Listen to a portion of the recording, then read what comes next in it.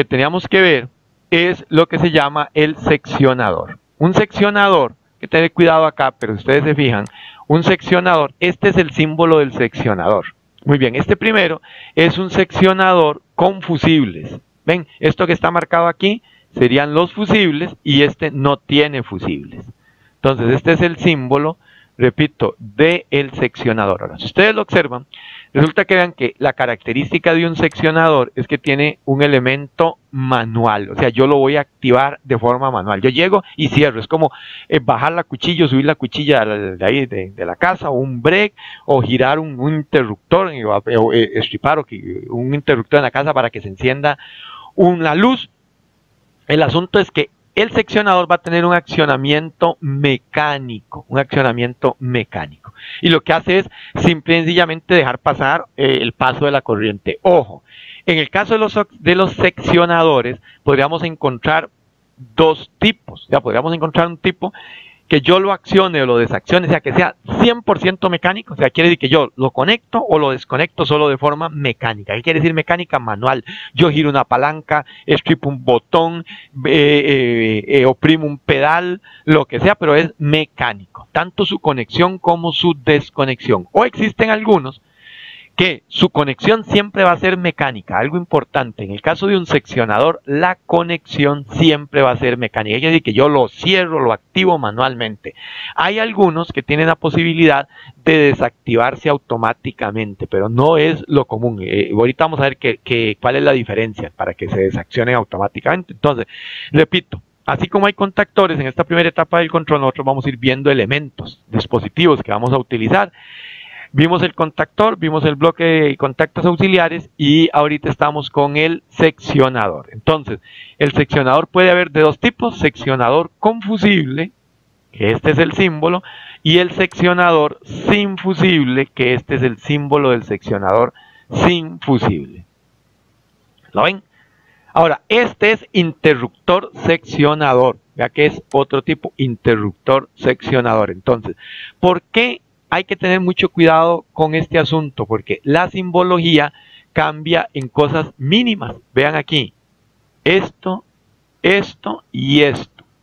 Vean ustedes cómo cambia. Entonces, así a primera vista, podría ser muy fácil identificar un seccionador sin fusibles, un seccionador sin fusibles y un seccionador interruptor. Vean que la única diferencia entre los símbolos es que acá nosotros usamos una rayita y aquí usamos un círculo.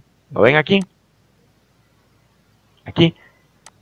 Entonces resulta que hay que tener mucho cuidado con la simbología. Por eso hay que trabajar mucho en la simbología. Ahora, ¿por qué? Porque a nivel ya práctico, donde nosotros estamos trabajando, es muy distinto un interruptor seccionador a un seccionador.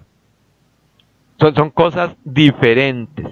Entonces hay que tener mucho cuidado con la simbología. Entonces, repitiendo, un seccionador sería como un interruptor que yo voy a accionar mecánicamente, y además algunos pueden traer un fusible, un juego de fusibles para protección extra. Y estos son los tres símbolos que podríamos usar en el seccionador. Ok. En el caso de los fusibles, prácticamente aquí vamos a ver que tenemos dos tipos de fusibles. O sea, las formas de los fusibles pueden ser muy variadas, pero la idea sería manejarlos desde dos puntos. Serían los fusibles de distribución, que son de tipo GG, G mayúscula, G minúscula, ¿lo ven ahí? GG, tipo GG1, ¿ya? Y los otros tipos de fusibles son fusibles motor tipo AM. Entonces, aquí esta parte lo que me interesa a mí es que sepan que hay dos tipos de fusibles. Los fusibles de distribución y los fusibles motor. Luego, conforme avancemos más adelante, regresaremos a los fusibles, pero por ahorita es que de los fusibles vamos a tener dos tipos de fusibles fundamentales: fusibles de distribución y fusibles motor. Recuerden que los fusibles están diseñados, ellos son circuitos cerrados, por decirlo de alguna forma, son conductores, y entonces lo que pasa es que por aquí circula una corriente, ¿verdad? Por el fusible va a circular una corriente, Y entonces el fusible está diseñado para que cuando esta corriente sea mayor a una cierta corriente de referencia, entonces él se quema. Él se autodestruye, entonces convirtiéndose en un circuito abierto. Entonces de esa forma interrumpe el paso de la corriente. Ahora, esta corriente de referencia es la que viene con la que uno compra o adquiere, usa el fusible. Por ejemplo, si nosotros nos dan un fusible de 2 amperios, esos 2 amperios, ¿qué indican? La corriente de referencia. Quiere decir que una vez que el fusible supere los 2 amperios, él se va a autodestruir. Ojo, aquí la palabra clara es esa, autodestruir. Los fusibles no se rearman. Ahora vamos a ver algunas protecciones que se rearman, o sea que yo las sigo utilizando. En el caso de los fusibles, mis pollitos, cuando el fusible se quema, entonces hay que sustituirlo por otro. ¿Estamos? Y cualquiera de los tipos viene diseñado para esto, para una cierta corriente de referencia. Entonces, repito, cuando la corriente que circula por el fusible es mayor a, aquí esto está, cuando esta corriente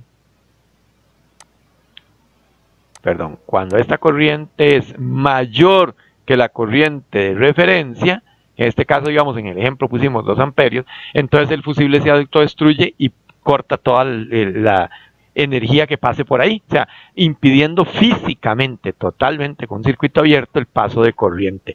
Los fusibles, por eso, son muy, muy seguros. O sea, cuando hay que proteger situaciones críticas, y que necesita asegurarme de que después de una falla no se vaya a rearmar o no vaya a haber una situación hasta estar seguros de que la falla fue corregida, un elemento de protección muy útil es el fusible. ¿Por qué? Porque cuando el fusible se abre, no hay forma de que él se autorrepare, sino que alguien tiene que llegar, quitar el fusible y sustituirlo por uno que esté sano. Entonces, esa situación hace que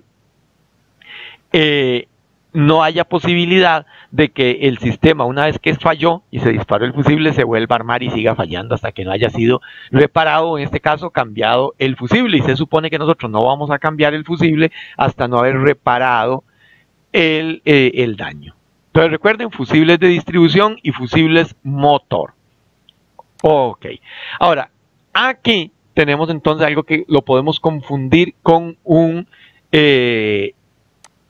precisamente con un seccionador, ¿right? Pero no es un seccionador, sino que son los disyuntores magnéticos. Ok, ¿qué es un disyuntor magnético? Es un break, punto.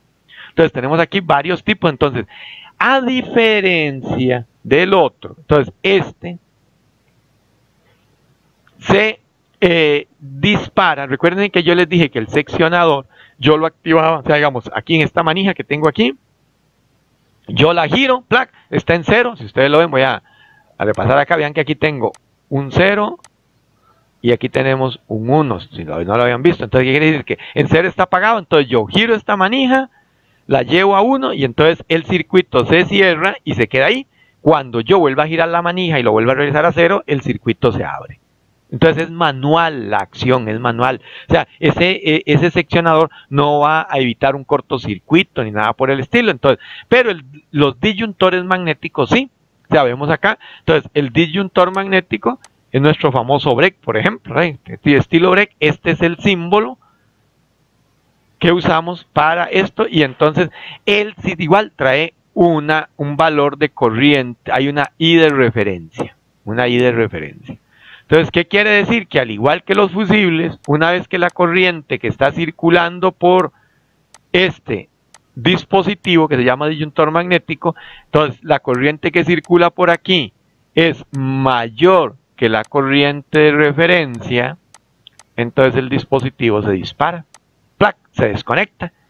¿Hasta qué? Hasta que alguien venga, ya revisó todo y lo vuelva a energizar, activar, y entonces otra vez vuelve a circular la corriente. Ojo, normalmente estos disyuntores magnéticos se disparan por un exceso de temperatura, ¿verdad? Por calor. ¿Quién genera el calor? El exceso de corriente. O sea, cuando esta corriente aumenta mucho, circula por aquí, calienta el dispositivo y entonces se dispara el dispositivo. Ahora, mientras no se haya enfriado, entonces yo no puedo volverlo a conectar. Entonces resulta que yo llego, voy a conectarlo y él se dispara, Entonces, eso se llama que él no se va a poder rearmar o volver a armar por una cuestión térmica. Hay que esperar que él se enfríe y obvio está, no puedo volverlo a conectar hasta no haber reparado la falla o indagado o solucionado lo que hizo o provocó que esta corriente fuese mayor que la de referencia. Pues se supone que si yo tengo aquí conectado una carga, una RL, y si seguimos teniendo una carga, en este caso van a ser motores o cosas así, entonces esta corriente me consume 10 amperios, por ejemplo. Entonces, esta protección, este disyuntor magnético que está aquí, yo debería o tengo que ponerlo de tal forma que él soporte los 10 amperios, porque si no se me estaría disparando. Ahora, si yo lo pongo de 10, si este es de 10 amperios, yo lo pongo de 100, entonces la carga se puede quemar 20 veces y él ni siquiera se da cuenta. Entonces, siempre tiene que haber una relación directa entre la corriente de la carga y la corriente que va a hacer que el disyuntor magnético se dispare. A diferencia del fusible, recuerden que yo les dije que el fusible se disparaba, se abría y listo, ¿verdad? Carita triste porque el fusible se quema y tengo que poner uno nuevo. En cambio, en el caso del disyuntor magnético, él se dispara una vez que ya yo haya corregido lo que o generó ese disparo, o lo haya, esté seguro de que no se va a volver a disparar, entonces lo reincorporo, ¿verdad? Y él vuelve a funcionar perfectamente hasta que se vuelve a disparar, ¿verdad? Entonces es reutilizable, no es un elemento que nosotros vayamos a perder. Entonces repito, el disyuntor, los disyuntores magnéticos se van a disparar una vez que la corriente por el circuito supere la corriente de referencia para los cuales ellos están diseñados, y este es el símbolo que tenemos acá para dicho disyuntor. Ok, la siguiente unidad es muy importante y es lo que se llama una protección térmica. Entonces, la protección térmica tiene una ventaja importante. O sea, esta es un dispositivo, es un componente del control que se usa junto con el contactor. En la siguiente lámina les va a quedar muy claro cómo se usa. Entonces, el relé de sobrecarga térmica, se llama así, relé de sobrecarga térmica o protección térmica, se usa y normalmente una vez a las salidas, esta es su salida, aquí va directamente la carga conectada. Si la carga es un bombillo, iría ahí; si la carga es un motor, iría ahí; si la carga es un horno industrial, iría conectada aquí. Este es el símbolo en la parte de potencia, y algo muy importante, esto que está aquí es el símbolo en la parte de mando. Luego, cuando ya la próxima clase terminemos de ver un poco de esto y comencemos a ver ya ejemplos de potencia y control, entonces ahí nos va a quedar más clara la situación. Pero por ahora, este es el símbolo en la parte de potencia, este es el símbolo en la parte de mando. Entonces esto es para mando, símbolo el para mando, y este es el símbolo de perdón. Aquí cometí un error. Voy a borrar todo. Okay, entonces, repito. Esto que está aquí es el símbolo para potencia y esto que está aquí es el símbolo para mando. Muy bien, ¿cómo funciona este señor que está diseñado aquí? La protección térmica. La protección térmica funciona de la siguiente forma. Esto que está aquí, estas espigas que ustedes ven aquí, vean que aquí tengo unas espigas. Estas espigas están diseñadas para ser acopladas al contactor, porque se usa junto con un contactor. Entonces, esto se mete a las salidas del contactor. ¿Cuáles eran las salidas del contactor? Exactamente, 2, 4, 6 o T1, T2, T2, T3. Entonces, resulta que esto se conecta ahí, y entonces aquí yo lo que tengo es una extensión del contactor. Entonces ahora aquí esto se convierte en 2 o en T1. Esta otra salida se convierte en 4 o lo que sería lo mismo T2. Y esto que está aquí se convierte en 6 o T3. Igualmente tenemos aquí una extensión de la bobina, y además también tenemos la protección térmica, si ustedes ven aquí, trae 2 contactos auxiliares. Ojo, ya ustedes son expertos en esto. en los contactos auxiliares. Recuérdese que dijimos que usábamos una nomenclatura, ahora este es 97, 98, 95, 96. Entonces, aquí, con respecto a estos contactos auxiliares, voy a regresarme para recordarles algo importante de la clase anterior. Ok, déjenme ver, me adelanté mucho. Aquí, muy bien. Aquí están los contactos auxiliares. Recuerden ustedes, mis pollitos, que nosotros dijimos que el 5 y el 6 hacen contactos auxiliares. El 5 y el 6 dice contacto de apertura de funcionamiento especial. Por ejemplo, temporizadores y disparador térmico. ¿Se recuerdan? Y aquí dijimos que el 7 y el 8 dice contacto de cierre de funcionamiento especial, ¿verdad? Y además dijimos también que el rango del 9, ¿lo ven? El rango del 9 queda reservado para los contactos auxiliares de protecciones contra sobrecarga. Entonces, 9, ¿qué dijimos nosotros? Que, por ejemplo, en este caso, aquí tengo el 2,2, ¿verdad? O el 22. Entonces, 2, el primer 2 quería decir que era la posición del contacto.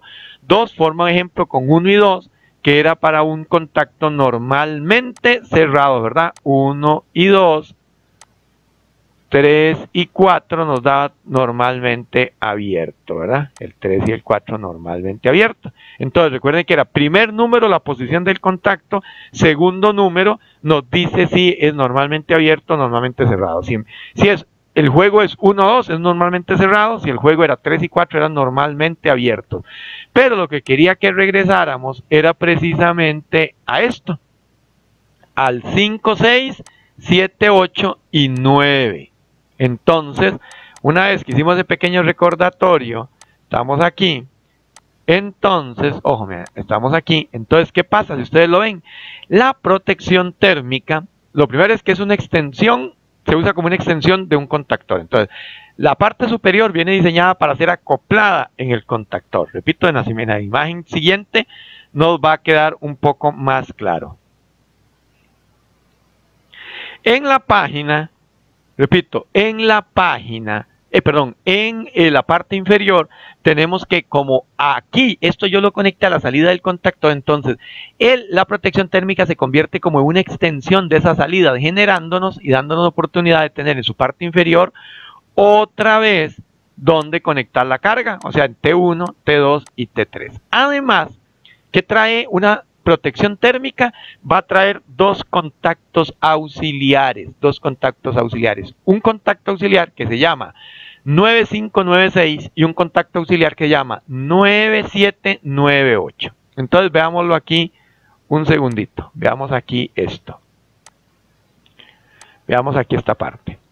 En el caso de las protecciones térmicas, y es fundamental que lo sepan, porque cuando estemos viendo los diagramas, simplemente se van a referir a estos contactos. Entonces, si ustedes no se recuerdan y no tienen claro qué son esos contactos, se complica la cosa. Entonces, vean aquí. Vean este, por ejemplo. 9596. Ok. Tengo aquí 95 y tengo el 96. Ok. ¿Qué quería decir el primer dígito? La posición. Sin embargo, ¿qué dijimos nosotros ahí? Que siempre que hablamos de una protección térmica, o sea, ya esto no es tanto de posición, sino que, además de ser eso, como empieza 9, automáticamente ya yo sé que es de una protección térmica. Punto. Cualquier contacto que empiece en 9 es de una posición térmica. ¿Cuál es la diferencia? Que hay que ver si es un normalmente cerrado, como este, ¿ok? O es un normalmente abierto, como este. Ahora, ¿cómo sé yo eso? Con el segundo número. O sea, si es 9, protección térmica. Ahora, si es 5 y 6, la combinación 5 y 6, entonces la combinación 5 y 6 es para un normalmente cerrado. Mientras que aquí si yo tengo 9, 7, ¿verdad? Y tengo el 9, 8, 9, 8, entonces de nuevo, mis pollos, 9, ¿qué tiene que el 9 que nos indica? Ah, ¿verdad? Que es automáticamente lo que es una protección térmica. O sea que esos son contactos auxiliares de una protección térmica. Entonces, si yo en un diagrama, por más monstruoso que sea, me encuentro un contacto ya sea abierto o cerrado, y empieza con 9, yo sé que pertenece a una protección térmica. Si la combinación es 9596, es protección térmica normalmente cerrado. Si es 9798, yo sé que es un contacto de una protección térmica normalmente abierta. Normalmente abierta. Además de eso, la protección térmica me va a ofrecer lo siguiente. Un segundito, voy a buscarla por aquí. Entonces, para poner detalle y no perdernos, ¿verdad? Pues ya les he puesto mucha evidencia. Concéntrense aquí. Vean ustedes que vamos a tener este elemento, ¿verdad? Ya vamos a hablar de ese. Tenemos este elemento, entonces a este le voy a llamar el número 1. A este le voy a llamar el número 2. Y aquí tenemos otro elemento más que le voy a llamar el número 3. Ok, entonces, resulta que aquí, el número 1 que está aquí es un elemento de stop, de prueba. O sea, si yo quiero saber si está trabajando bien o no, yo llego y stripo ese número 1 y disparo la protección térmica. Entonces, luego vamos a ver que al disparar la protección térmica, como aquí, al final de la protección térmica, yo lo que tengo conectado es la carga. O sea, la carga que yo voy a poner ahí, sea un motor, un bombillo, un horno industrial, lo que sea.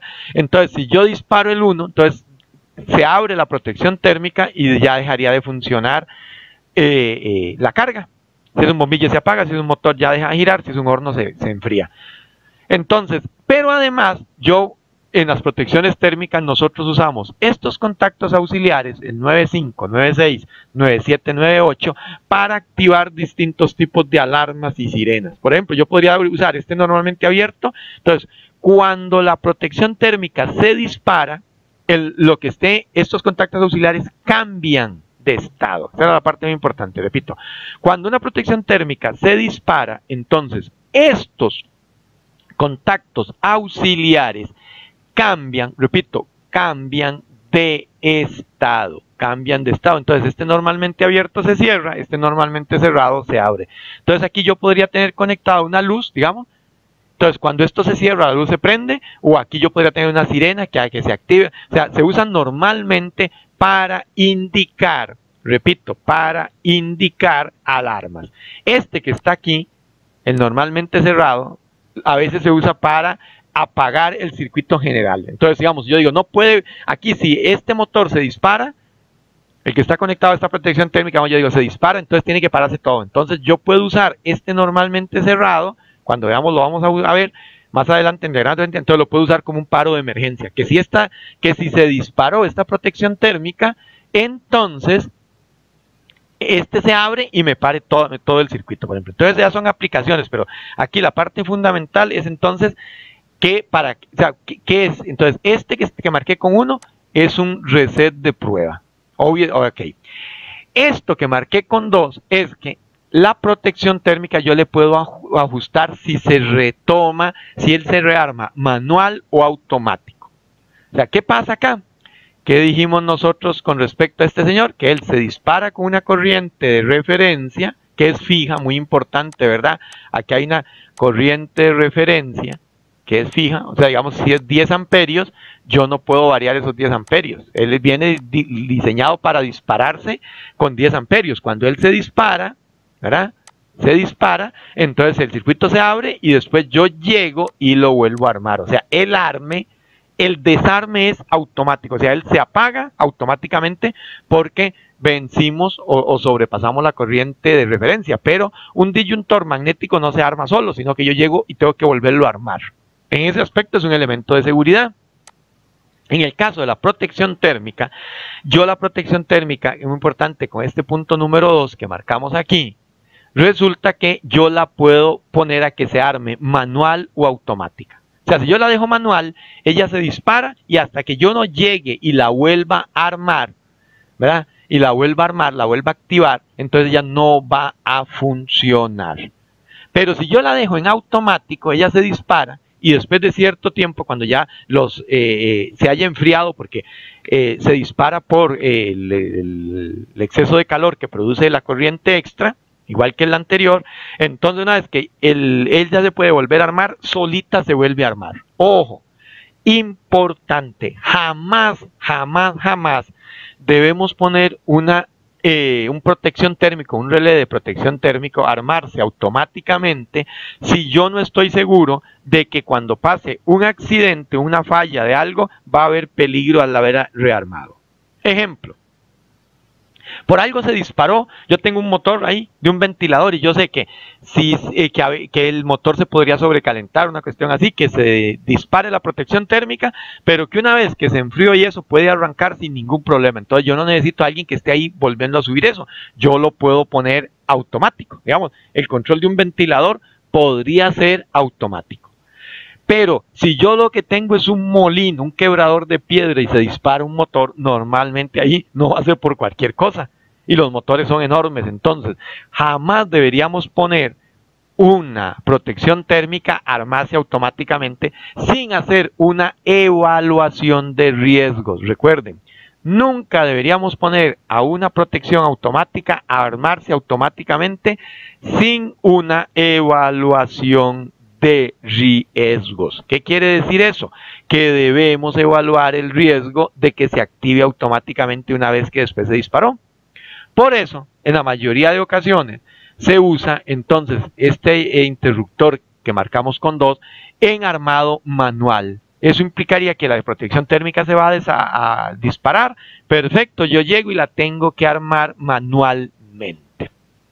Entonces, primera diferencia fundamental de una protección térmica y un disyuntor magnético es que el disyuntor magnético solo puede armarse manualmente.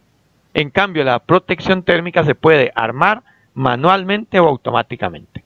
Segunda enorme diferencia, la corriente del disyuntor magnético es fija, la corriente de referencia 10 amperios son 10 amperios, 3 son 3. Sin embargo, con el punto 3 que yo les marqué aquí, repito, con el punto 3 que yo les marqué aquí, en el caso de la protección térmica, yo puedo regular, entonces ya viene con cierto rango de corriente de referencia. O sea, ¿qué quiere decir eso? Quiere decir que la corriente de referencia, repito, quiere decir que la corriente de referencia que está aquí, yo la puedo variar. Entonces yo puedo decir, la corriente de referencia va desde 0 amperios hasta 10. Entonces yo puedo ajustarla ahí con ese punto que ustedes ven que tiene en forma de tornillos para ajustarla normalmente en forma manual para hacer muy seguro el ajuste. Entonces metemos nuestro destornillador, lo voy girando y aquí alrededor trae un rango. Entonces digamos, puede soportar hasta 5 amperios. Entonces yo lo puedo regular en 3. Entonces, ¿qué quiere decir eso? Que esta protección térmica se estaría disparando a los 3 amperios. O yo lo puedo bajar a 2, se dispararía a 2. O lo puedo bajar a 5, se dispararía a 5 amperios. Entonces, la segunda enorme diferencia es que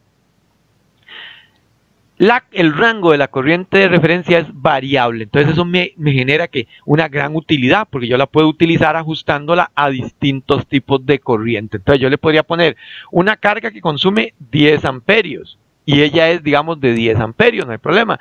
Pero ¿qué pasa si esta carga me consume 1 amperio? Si yo la dejo en 10 amperios, muy posiblemente la carga se llegue a quemar y todo con un cortocircuito y no se dispara la protección. Pero como el rango es variable, yo lo podría bajar a un poquito más de 1 amperio. Entonces, ¿qué pasa? Que si yo supero esa corriente, ella se dispara. Entonces, o sea, el que tenga la corriente de referencia variable, ajustable, un rango, es genial porque yo puedo utilizarla con muchísimo tipo de cargas. Entonces, es muy importante. Por último, aquí nos hacía falta en esta ventanita que está, donde está la punta de la flecha, exactamente. Vamos a ponerle 4. Entonces, este 4 es que cuando hay un 1 y un 0 ahí, cuando yo activo, y tiene como un pequeño interruptor, entonces lo ponemos en 1 y está armada la protección. Cuando la protección se dispara, por algún motivo, se va a 0. Entonces, si ella está en automático, solita se regresa a 1. Si está en manual, yo tengo que llegar y regresar y conectarlo en 1. Un error de principiante genial. Las protecciones vienen reseteadas a 0. Entonces montamos todo el circuito y nada nos sirve y no hay forma, se echan a llorar y todo. Y resulta que llega uno, pasa a 1 y funcionó perfectamente. Entonces, eso es un error muy común, dejar la protección reseteada y entonces resulta que, y como no está programada para armarse automáticamente, jamás entró en funcionamiento. Entonces, tenemos que llegar y ajustarla nosotros. Entonces, en ese cuadrito, muy importante, el del punto 4, exactamente, donde está la punta de la flecha, ahí tenemos un interruptor que en 0 está reseteado, no funciona, en 1 funciona. Cuando ella se dispara, automáticamente se va a 0. Si está automático, regresa a 1 solo, pero si está manual, una vez que ya yo corregí todo, tengo que poner ese interruptor en 1, si no, no sirve para absolutamente nada. Ahora, aquí vemos, sería, digamos, una imagen de un contactor. Aquí tenemos la protección térmica. Vean aquí donde está la ventanita que yo les decía de 1 y 0, ¿verdad? Por aquello. Tenemos el stop, tenemos el ajuste de marcha automático en este botón celeste. Y aquí, si ustedes ven en el frente, aquí tenemos nuestros juegos de contactos auxiliares, el normalmente abierto, el normalmente cerrado. Y aquí, déjenme un momentito, veanlo ustedes, aquí tengo entonces juego de normalmente abiertos, normalmente cerrados. Y esto que está aquí es una de las terminales de la bobina, la A2 y A2. Ahora, ¿por qué? Porque vean ustedes, yo les dije que estos pines que están aquí se conectan al contactor, entonces dando esta imagen que está aquí a la par. ¿Ven ustedes? Entonces yo conecto cada uno de estos pines, pero ¿qué tenía yo aquí del contactor? Tengo el A2, que es parte de la bobina. Recuerden ustedes que entre A1 y A2, ¿qué teníamos nosotros? La bobina de alimentación para accionar el contactor. Entonces, como ahora yo el contactor lo calzo en la protección térmica, la calzo en el contactor, repito, la calzo aquí en el contactor, entonces resulta que ya no voy a tener acceso a A2 aquí en el contactor, sino que la protección térmica me dice, yo le quité aquí arriba el A2, pero se lo vuelvo a regresar aquí. Entonces ahora la alimentación de la bobina ya no iría aquí, sino que esta alimentación se quita de aquí y entonces ahora la bobina iría de extremo a extremo. Entonces aquí tengo A1, por ejemplo, que sería la terminal positiva, A2, que sería la terminal negativa en el caso de los contactores serie Siemens, contactores Siemens de la serie Sirius, aquí de la serie Sirius 3R, ¿lo ven? Vamos a usar mucho esta referencia, pues somos los que tenemos en el colegio, entonces para que ustedes se acostumbren a usar estos contactores. Una vez que yo lo meta aquí, entonces ya me queda el juego completo del contactor y la protección térmica. Y aquí lo que tendría, no en estos tornillos, ojo, en estos tornillos lo que tengo son los contactos auxiliares, ¿verdad? Auxiliares. Aquí abajo tengo los contactos de potencia, o sea, T1, T2 y T3, o lo que sería lo mismo, 2, 4 y 6, ¿verdad? Entonces, se forma un solo bloque. Ojo, a este bloque de contactor y protección térmica se le llama guardamotor. Repito, cuando hablamos de un guardamotor, yo le digo, monte un guardamotor ahí, para ese motor. Entonces, automáticamente ustedes saben que es un contactor, repito, va a ser un contactor con una protección térmica incorporada. Entonces, al juego de estas dos cosas se le llaman un guardamotor. Un guardamotor. Ok, sigamos. Otra cosa importante, otro elemento son los temporizadores. Este es el circuito, un empaque del temporizador. Entonces, el temporizador, ¿qué es lo que hace un temporizador en realidad? Dependiendo de tres posibles acciones de funcionamiento, que ya las vamos a ver, abre o cierra contactos. Tan sencillo como eso. Ya luego vamos a ver cómo vamos a utilizar esos contactos. Pero entonces vamos a encontrar tres tipos de temporizadores básicos. El primero es retardo a la conexión. Eso quiere decir que este temporizador que está aquí internamente trae una bobina. Cuando nosotros energizamos esta bobina, llamémosle A y llamémosle B, entonces el temporizador empieza a funcionar. Yo energizo la bobina y él empieza a funcionar. ¿Qué pasa? Él tiene una serie de contactos. Entonces, dependiendo de cómo funcione el temporizador, entonces él empieza a hacer cosas con esos contactos, a cerrarlos o a abrirlos. Entonces, tengo retardo a la conexión. ¿Qué pasa con retardo a la conexión? Entonces, el temporizador, llamémosle a esto 1, llamémosle a esto 2 y llamémosle a esto 3. Ok, entonces, un retardo a la conexión, voy a ponerle aquí 1, entonces lo que va a pasar es lo siguiente, que nosotros armamos el temporizador. ¿Qué quiere decir armar el temporizador? Que vamos a energizar la bobina. Vamos a poner que trabajaba a 24 voltios DC, entonces aquí conecto el positivo, aquí conecto el negativo, lo energicé, ¿verdad?, con una fuente de alimentación, le puse ahí los 24 voltios entre sus terminales, ¿verdad?, 24 voltios, se energizó, pero este es un temporizador de retardo a la conexión. Retardo a la conexión. Entonces quiere decir que va a pasar, una vez que yo alimenté la bobina, va a pasar un cierto tiempo. Le vamos a llamar tiempo 1. Espérense un momentito porque eso quedó realmente extraño. Ok. Repito, va a pasar un cierto tiempo. Vamos a llamarle T1. Ok. Una vez que pase ese T1, entonces pasa un T1, entonces el temporizador se activó. Entonces todo lo que estaba abierto lo cierra, todo lo que está cerrado lo abre. Eso quiere decir eso. Entonces el temporizador se activó y se quedó ahí activado. Entonces, repito, pasa un cierto tiempo después de haber energizado la bobina. Y una vez que pasó este tiempo, se activa, se energiza el temporizador empieza a funcionar y entonces todos los contactos que estaban cerrados los abre, todos los que estaban cerrados los abiertos los cierra, los cerrados los abre. Por eso se llama retardo a la conexión. Entonces, ¿quién sería T1? Este retardo a la conexión, llamémosle RC, retardo a la conexión. Entonces T1 es igual a RC, o sea, a ese tiempo de retardo a la conexión. Entonces, si yo este temporizador energizo la bobina, digamos, lo regulo para 1 minuto, entonces pasaría 1 minuto y después de 1 minuto hace lo que él tenía. Como yo tengo un bombillo y lo conecto a un contacto normalmente abierto. Lo activé, pero él es de retardo a la conexión. Entonces pasó 1 minuto y al minuto se activó, entonces el contacto que estaba abierto se cerró y alumbró el bombillo y se queda ahí encendido. Hasta que yo apague el temporizador. Mientras tanto, él se va a quedar, o sea, hasta que yo no quite estos 24 voltios de la bobina, del temporizador, entonces él no se va a desconectar. Entonces, por eso se llama retardo a la conexión. Ok, veamos ahora el número 2. El número 2 dice retardo a la desconexión. Entonces llamémosle RD. RD va a ser retardo a la desconexión. Ya me imagino que ustedes están claros que lo que hace es trabajar al revés. Aquí lo que tengo, vamos a hacerlo bien bonito, aquí lo que tengo es la acción número 2. ¿Cuál es la acción número 2? La acción número 2 sería, entonces, retardo a la desconexión. Entonces, ¿qué va a pasar aquí? Lo que va a pasar es que una vez que yo active el temporizador, o sea, energice esta bobina, entonces comienza a transcurrir el tiempo, pasa el tiempo y él se desconecta y se queda desconectado.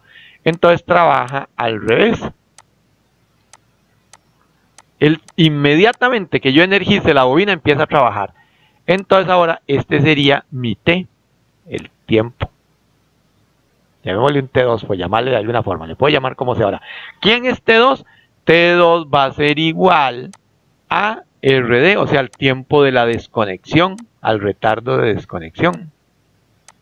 Entonces, el retardo de la desconexión, ¿qué va a hacer? Que yo energizo la bobina, inmediatamente él empieza a trabajar. Trabaja durante cierto tiempo, se desconecta y se queda desconectado, punto. ¿Qué sería el retardo a la conexión? Yo lo activo, pasa un cierto tiempo y empieza a trabajar, o sea, es al contrario. Ahora, en el caso número 3, si lo ven, es un retardo a la conexión-desconexión. Retardo a la conexión-desconexión. Entonces llamémosle RCD, C-D, o CD. Llamémosle R sin el guioncito. Okay, RCD. O sea, esto es un temporizador con retardo a la conexión-desconexión. ¿Qué pasa con el caso número 3? ¿Qué pasa con el caso número 3? Con el caso número 3, pollitos, es simple y sencillamente que el temporizador lo que genera es una ventana de funcionamiento. Una ventana de funcionamiento. Entonces yo voy a tener que hacer esto. Entonces, ¿qué pasó aquí? Que se generó una ventana de funcionamiento. Él solo funciona en medio de esto que está aquí. Entonces, ¿cómo le habíamos llamado nosotros al accionamiento inicial? T1. Entonces, aquí él se conecta. Entonces, en T1 inicia el funcionamiento en conexión. Pasa cierto tiempo, vamos a llamarle un TX, repito, vamos a llamarle TX, y llega a T2. ¿Qué pasaba en T2? En T2 se desconecta, ¿verdad? Esto es T2 y esto es T1. Entonces él trabaja solo durante ¿cuánto tiempo? TX, ¿verdad? El único tiempo en que él va a estar trabajando es TX. Por eso se llama retardo a la conexión y a la desconexión. O sea, yo energizo la bobina, pasa un tiempo 1, empieza a trabajar el temporizador, hace todo lo que tiene que hacer, pasa el tiempo X, que este sería el tiempo de trabajo, TX es el tiempo de trabajo, y llegamos a T2 donde él se desconecta y ya se quedó así. Ahora, hay temporizadores que tienen las tres funciones, o sea que yo lo puedo programar para hacer retardo a la conexión, para hacer retardo a la desconexión o para hacer retardo a la conexión-desconexión. Hay otros temporizadores que son solo los dos primeros, o hay algunos temporizadores que solo trabajan de una forma, o sea, solo son retardo a la conexión, solo son retardo a la desconexión, o solo son retardo a la conexión-desconexión. Entonces, repito, hay temporizadores que son combinación de estos tres, y hay algunos que son solo una de estos tres, o hay algunos que son muy poderosos y hacen las tres funciones, dependiendo cómo yo los programe. Eso depende del temporizador, pero aquí lo importante es recordarse bien qué quiere decir retardo a la conexión, qué quiere decir retardo a la desconexión y qué quiere decir retardo a la conexión-desconexión. Por ejemplo, luego uno de los montajes iniciales que vamos a hacer en control automático electromecánico es el de un arranque de un motor, del arranque de un motor, y ese arranque, o digamos, del cambio de giro de un motor, por ejemplo. Entonces, yo quiero que arranque girando hacia la izquierda y después de cierto tiempo se pase a la derecha. Entonces, dependiendo como yo monte ese diagrama, voy a ocupar un temporizador con retardo a la conexión o un temporizador con retardo a la desconexión. ¿Por qué? Porque el motor no puede funcionar girando al mismo tiempo a la derecha o a la izquierda, sería imposible. Entonces, simple y sencillamente, eso provoca que ese tipo de cosas tenemos que ajustarlos para trabajo dependiendo del funcionamiento. Entonces, esos son los tres tipos de funcionamiento básicos. Vamos a ver un poquitico más adelante cuando nos pasemos de control electromecánico a control electrónico con los PLC, que en un PLC voy a encontrar una infinidad de temporizadores. Entonces hay muchos temporizadores que aprenderse y recordar, pero los básicos son estos tres. Si entendemos el funcionamiento de estos tres temporizadores, esas tres formas de trabajar de un temporizador, los demás temporizadores que vamos a utilizar a futuro se van a volver muy sencillos. Entonces hay que tener muy claro cómo funciona esta cuestión. Ok. Otro elemento que vamos a ver son los detectores de proximidad. La vez pasada en las clases de fotoelectrónica habíamos visto los sensores reflectivos, reflexivos y de barrera. Entonces aquí, pero también otras cuestiones importantes en control son los detectores de proximidad. Este primero que vamos a ver es inductivo. Ojo, ¿qué sería un detector de proximidad inductivo? Detector de proximidad inductivo. Es un elemento que detecta cualquier objeto de material conductor. O sea, entonces, ¿qué pasa? Los detectores de proximidad inductivos van a estar formados por un oscilador, un circuito de tratamiento y una etapa de salida. Entonces, lo que pasa es que cuando nosotros tomamos un sensor, que después lo vamos a ver con mucho detalle, pero ahora me interesa que sepan cómo funciona. Entonces, lo que pasa es que él tiene un circuito oscilador interno, un circuito de tratamiento y una etapa de salida. Cuando nosotros le acercamos a un sensor inductivo, un material normalmente metálico, o sea, el material tiene que ser un objeto conductor, o sea, no detecta plástico, no detecta varillas, no es madera, no detecta vidrio, no detecta nada que no sea conductor. En pocas palabras, los detectores inductivos normalmente se usan, o prácticamente solo se usan para detectar elementos metálicos, la proximidad de un elemento metálico. Entonces, vean que lo que pasa es que este oscilador genera una señal alterna. ¿La ven aquí? Ok, entonces, este circuito de tratamiento lo que hace es que entre más cerca, que aquí tenemos el objeto aquí alejado y aquí ya totalmente cerca. Y aquí podemos ver cómo el objeto se va acercando.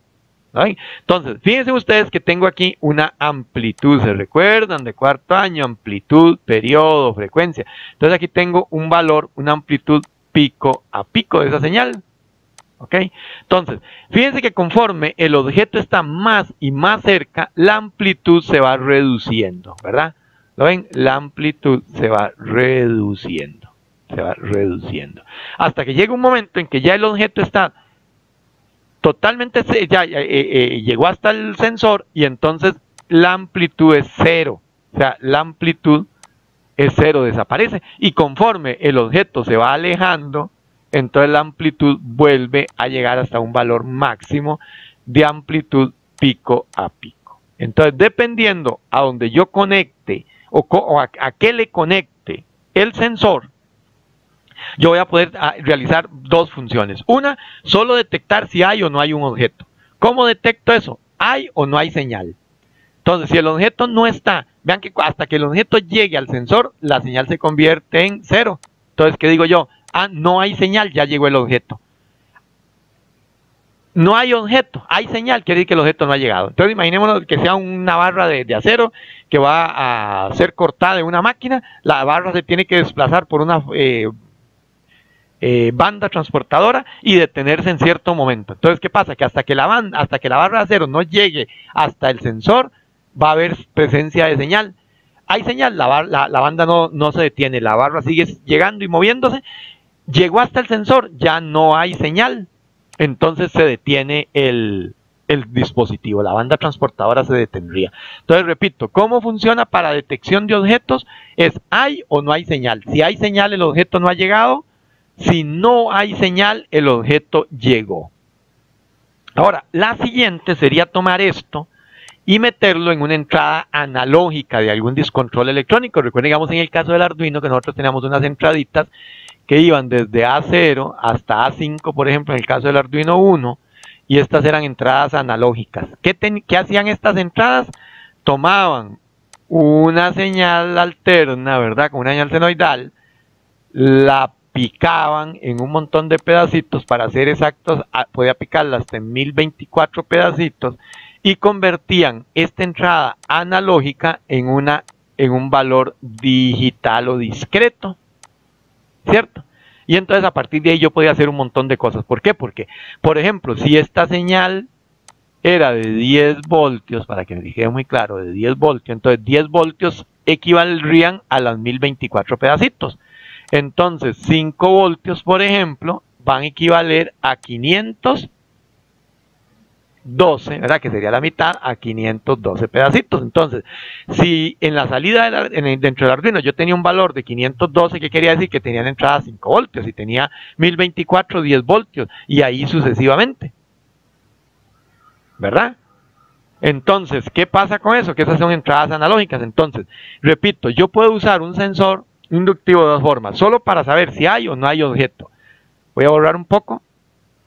Entonces, si hay objeto, la salida tiene que estar en cero. Si no hay objeto, voy a tener un cierto valor pico a pico, que no me interesa, porque a mí lo único que me interesa es saber si hay o no hay. Normalmente lo que hago es usar este cero que se genera aquí para hacer los controles de las máquinas, porque eso me asegura que ya el objeto llegó. Ahora, pero ¿qué pasa si yo lo que quiero es calcular la distancia entre el objeto y el sensor? Entonces ahí yo lo que puedo hacer es tomar esta señal de salida, meterla, por ejemplo, a un convertidor analógico digital, que luego lo vamos a ver con más detalle, muchísimo más detalle. Entonces, a un convertidor analógico digital, y convierto la amplitud, esta amplitud que yo tengo aquí, esta amplitud pico a pico, ¿verdad? Y yo creo que yo tengo unos voltios pico a pico. en un valor digital. Entonces, cuando el objeto está totalmente lejano, yo tengo el valor máximo. Digamos, eso serían las 1024 muestras. Entonces ya yo sé que las 1024 muestras, en el caso del Arduino, representan una distancia 1.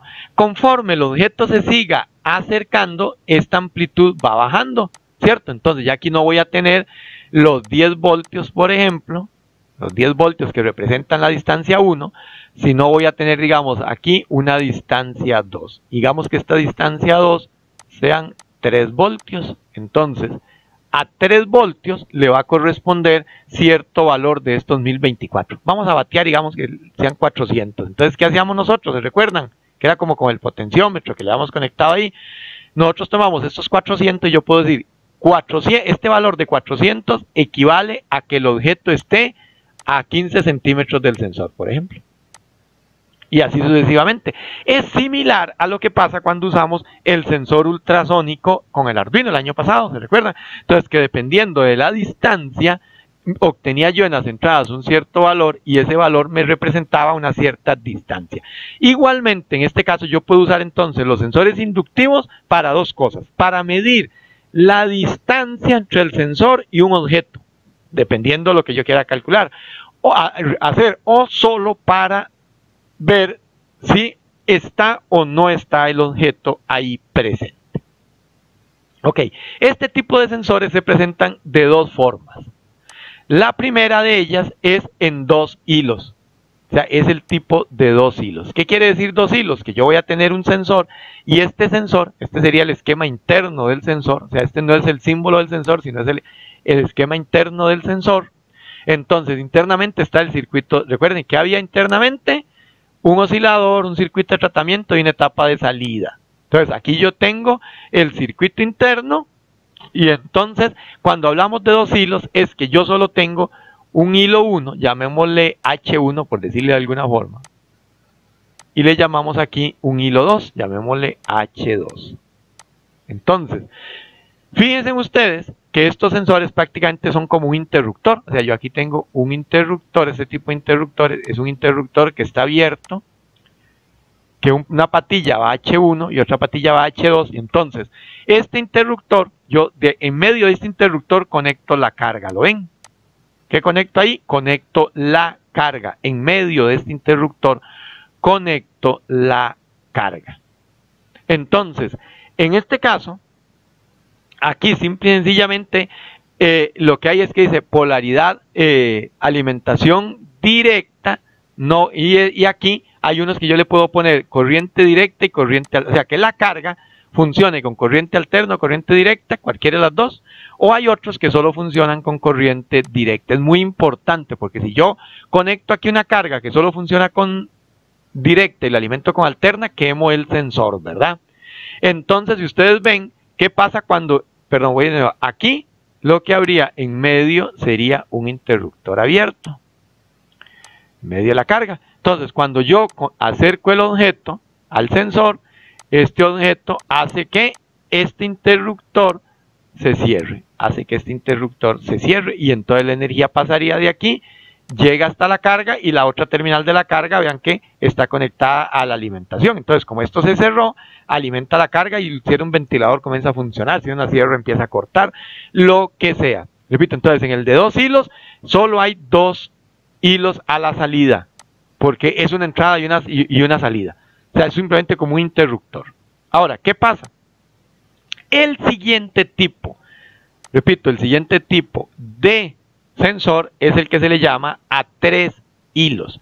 Repito, es el que se le llama a 3 hilos. Entonces, si ustedes ven, ¿por qué se le llama 3 hilos? Ojo, muy importante.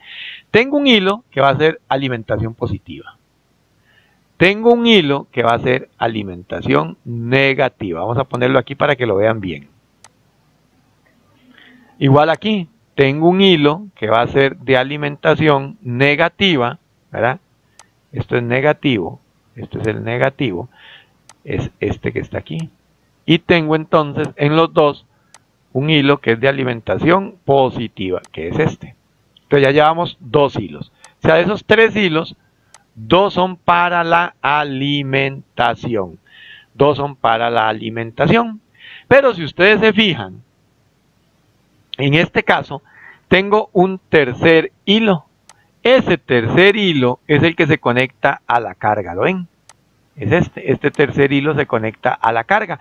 Nada más que si ustedes observan aquí, que tener aquí mucho cuidado. Observen que esta es la carga, o sea, este es mi RL, ¿lo ven? Este es RL, esto es mi RL. Entonces, esta carga va a estar, depende del tipo de sensor, repito, 2 hilos son para la alimentación, positiva y negativa, positiva y negativa. Tengo un tercer hilo, ese tercer hilo, vamos a remarcarlo bien, ese tercer hilo que está aquí, ese tercer hilo, que es este, ¿ven? Que es este, va a tener una característica particular importante. En el primer caso, si ustedes ven, este primer hilo lo que hace es que manda a la carga el positivo. Repito, conecta a la carga al positivo. Vean que la carga, voy a borrar aquí para explicar, esto es muy importante. Esta es la carga, ¿verdad? Esta es mi carga. RL en ambos casos. Ya yo sé que los hilos, que 2 de los hilos son para alimentación, de los 3, 2 son para alimentación. El tercero lo que hace es generar una salida para la carga. Entonces, vean aquí en este primer ejemplo, en este primer dibujo. La carga está conectada, una patilla de la carga al negativo, ¿lo ven? La otra, repito, la otra patilla de la carga se conecta a través del sensor al positivo. Al positivo, ¿lo ven? Entonces veámoslo aquí. Esta terminal de la carga, voy un segundito para, ese color no se ve bien. Entonces, aquí esta otra terminal de la carga se conecta ¿a dónde? Al positivo. ¿A través de quién? Del sensor. Entonces, cuando el sensor conecta, eso se llama positivo común. Positivo común. O sea, la carga está conectada directamente al negativo. Pero la otra patilla, cuando el sensor se activa, porque algo se le acercó, entonces toma el positivo y lo conecta a la carga. O sea, conecta la carga a positivo. A eso se le llama sensores tipo PNP.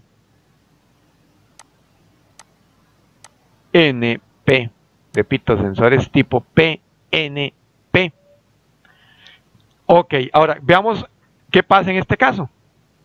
En el siguiente caso, fíjense que ahora la carga está conectada, o sea, el positivo es el común. ¿Lo ven aquí? El positivo es el común, o sea, la carga está constantemente conectada al positivo. ¿Y qué es lo que pasa? Lo que pasa es que cuando llega un objeto, aquí activa el sensor y el sensor lo que hace es conmutar, conectar la carga al negativo. Entonces, cuando el sensor conecta la carga al negativo, o sea, cuando el positivo es común, o que sería lo mismo decir que el sensor conecta la carga al negativo, entonces a este tipo de sensores se les llama sensores NPN. NPN. Ojo, cuidado, si ustedes ven, ¿de dónde es que viene más o menos esta carajada? Fíjense que aquí, si ustedes ven, en el caso del PNP, repito, en el caso del PNP, lo que tenemos es que la conmutación se hace a través de un transistor PNP. Por eso se llaman sensores PNP. Mientras que en el caso de que cuando la carga conmuta a negativo, la conmutación se hace a través de un transistor NPN. Por eso se le llama transistor PNP y y sensor NPN. Entonces, cuando ustedes escuchen hablar de un sensor P, ya sea inductivo, capacitivo, de otro tipo, eso se aplica para cualquier sensor. Ahorita estamos hablando de capacitivo, de inductivos, ¿verdad? Entonces, cuando se acerca el objeto, entonces, cuando yo estoy hablando de un sensor inductivo PNP, quiere decir que el negativo es el común, o sea, tiene la carga y el sensor comparten negativo. El negativo es el común.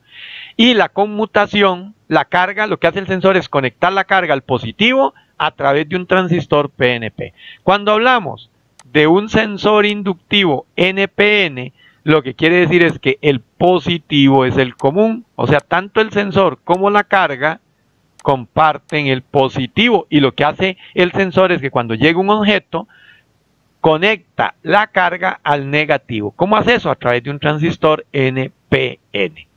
Ok. Si ustedes ven, nosotros podemos tener aquí lo siguiente. Podemos tener aquí que en realidad los sensores NPN hay dos tipos. Pueden haber dos tipos. Y los sensores PNP y los NPN también pueden haber dos tipos de sensores. Ahora, ¿cuáles son estos dos tipos?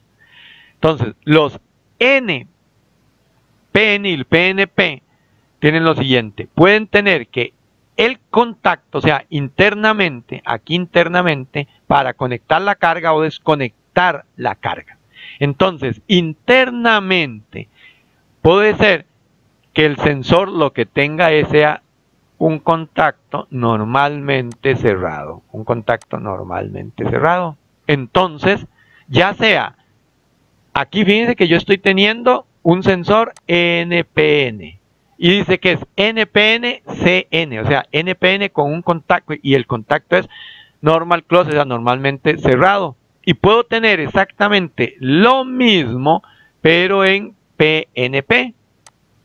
O sea, ¿qué quiere decir eso? Que no importa si la conmutación sea hacia positivo o negativo, o sea, si es un sensor en NPN o PNP, yo puedo tener en estos casos que el interruptor que está haciendo esa conmutación hacia positivo, ¿verdad? Porque es un PNP o NP, sea cerrado. Entonces lo que quiere decir es que cuando llega el objeto, lo que hace el sensor es apagar lo que esté ahí, apagar la carga. ¿Estamos? Repito, recuerden que esta es la carga. Entonces la carga puede estar conectada o desconectada. Entonces, en el caso de los sensores, cualquiera puede ser de cualquier tipo, PNP o NPN. La diferencia es que en un caso yo podría tener alguno de estos dos tipos de sensores y que el interruptor que ellos están accionando esté normalmente cerrado. ¿Lo ven? Esté normalmente cerrado. Por lo tanto, la carga permanecería conectada. Cuando yo le acerco un objeto de metal, el sensor lo que hace es dice, uy, ya llegó. Entonces conmuta la carga a positivo o a negativo, depende si es NPN o PNP. Entonces abre ese interruptor. Al abrir el interruptor, la carga se desconecta, entonces el ventilador dejaría de funcionar porque yo le acerqué un metal. Ahora, la otra opción es que, repito, la otra opción es que yo tenga igual un sensor, ya sea NPN o PNP, pero el contacto que tiene internamente va a estar abierto, ¿verdad? Va a estar abierto. Por eso se llama NPN o PNP-NO, de Normal Open. ¿Verdad? Entonces, en este caso es al revés. Antes la carga estaba conectada. Cuando llegue el material metálico, la carga se desconecta. Aquí es al revés. La carga está desconectada. Esta sería la RL, pero como la RL pasa por un interruptor abierto primero, entonces hasta que llegue el metal, repito, hasta que llegue el metal, en este caso porque es inductivo, entonces este interruptor se cierra y activa la carga. Se cierra y activa la carga. Entonces, si fuera un ventilador, igual está apagado, se acerca el material metálico, activa el sensor, cierra el interruptor y el ventilador empieza a funcionar. En el caso anterior, el ventilador está funcionando, se activa el metal, llega el metal, activa el sensor y entonces abre el interruptor y el sensor deja de funcionar, entonces abriría el interruptor y ya apaga el ventilador. Entonces, a nivel de resumen, repito, a nivel de resumen aquí con respecto a esto, lo que tenemos es que yo puedo tener, o vamos a tener, entonces sensores del tipo NPN o PNP. ¿Qué era PNP? Que el negativo, en el caso del PNP, el negativo es el común, ¿verdad? La carga y el sensor comparten negativo.